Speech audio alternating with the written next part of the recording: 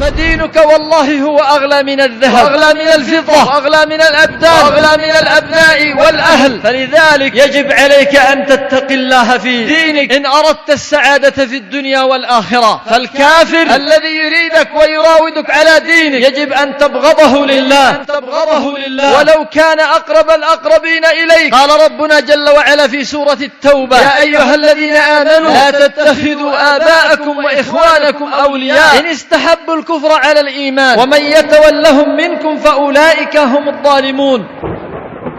أين نحن من بعض المسلمين اليوم صار لا يبالي يجالس المشركين ويصاحبهم ويعانقهم ويبش إليهم ويظهر لهم المودة والمحبة، وربما بعضهم والعياذ بالله يصحح دينه ويقول أنتم على دين سماوي وأنتم على منهج سوي. يقول ربما بعض المسلمين يغش ويخدع، أما أنتم فأنتم على مبدأ. أف لمقالتك يا مسكين، أف لمقالتك تجعل المسلم الموحد وإن كان عاصيا تجعله أسفل من اليهود والنصراني وأنزل من الكفار الذين قد خانوا الله وخانوا رسله وخانوا دينهم.